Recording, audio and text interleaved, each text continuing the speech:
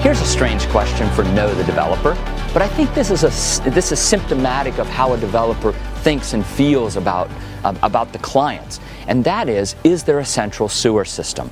So important in this part of the world, because if there's no central sewer system, what the developer is doing is pushing the cost of managing waste to you, the consumer.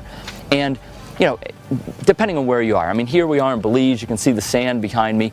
The soils here on the island are very sandy. The soils in much of Belize are sandy as well, alluvial. But on the Pacific side of Central America, whether it's Nicaragua, Costa Rica, or Panama, it's a totally different soil type. It's a heavy, thick, expansive clay. And that clay in the dry season will take a lot of water. But in the rainy season, when it's saturated, will take no more water. And so putting in a sewer system that's environmentally safe and sound costs a lot of money, or a septic system, you know, in your property, because you've got to actually dig out a bunch of the clay, put in a bunch of the sand, and it costs a lot of money. So what's happening is yeah, you might get a great deal on your lot, but how much is the septic system going to cost? And remember, there's no, and this is like a yucky topic, so I hate to even talk about it, but we're going to talk about it because this is all about due diligence and making sure you know the right questions to ask. A really conscientious developer will enforce an environmentally safe septic system implementation on the part of the homeowners.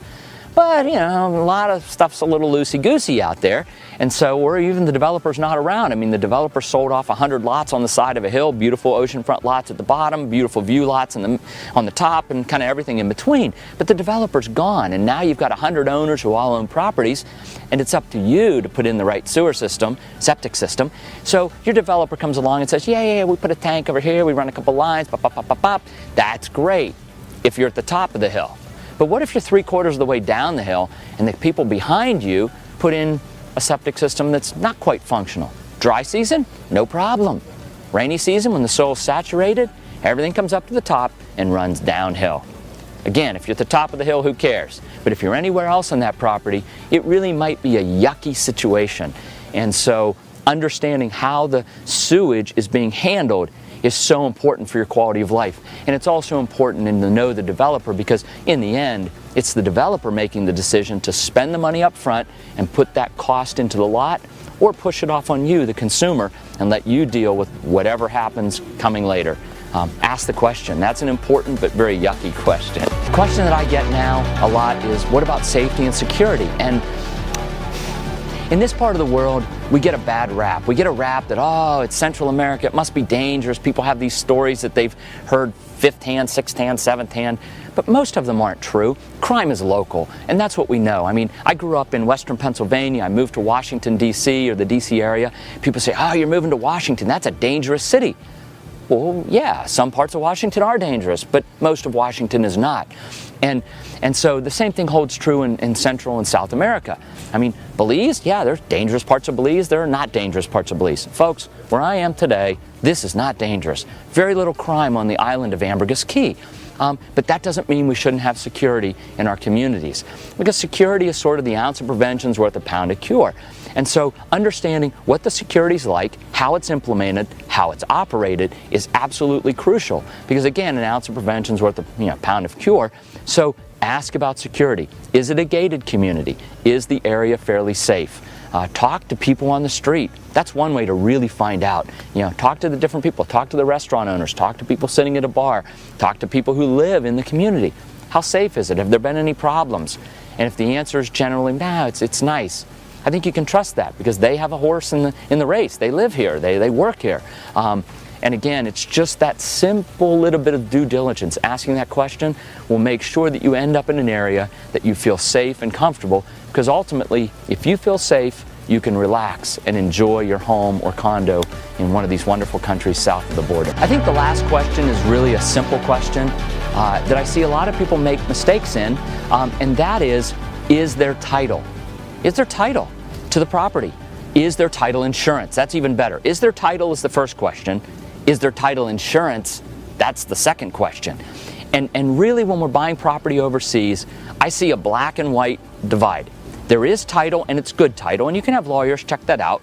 or there isn't title. It's right of possession property, or it's some other kind of title problem property, and then they're going to work it out. I mean, you hear that all the time. Oh yeah, we're going to get this worked out, and right, great. You get it worked out, and when you've got a clear title that you can transfer to me, you call me, right? There's always a story, and there's great title. That's the other thing we hear about this part of the world. Oh, you can't get title to the property. Like in Mexico along the coast, they have what's called fideicomiso. It's a banker's trust, because in Mexico you're not allowed to, you haven't been allowed to. I think that policy is changing now. But in the past, in Mexico, you couldn't own the land. You had to do it inside this banker's trust fideicomiso thing that they set up. And a lot of people have, and it's probably okay in Mexico. But Honduras has a constitutional law. It's in their constitution that says foreigners may not own property within, I think it's 1 kilometer of the coast, or maybe it's 2 kilometers, doesn't matter. Anyway, close to the coastline. Now, there's an exemption for property half a hectare or less, about 1.25 acres. But let's say you bought a little 5-acre farmette on the side of a hill near the ocean. It's beautiful views, you build your nice house. Constitutionally, you are not allowed to own that. And so people put it inside a Honduran corporation. They put a couple Honduran directors on the board, and generally that's okay. But what if you get sideways with the Honduran directors on your board? Like, constitutionally, you can't own it. And so for me, it's really important to just say, hey, if I can get title legally in the country, number one, great. If there's title insurance, ooh, even better, because title insurance means there's a title company that's going to back you up and guarantee the title to that property. So is there title? Yes. Move on. If there's no title, right of possession, constitutionally prohibited, whatever that might be, or some story about how the title's getting worked out, leave it alone. Let it rest. Stay with stuff that's titled. Even better, stay with stuff that has title insurance on it, and you'll always know and be able to sleep at night with the great peace of mind that you have a piece of property that's really yours.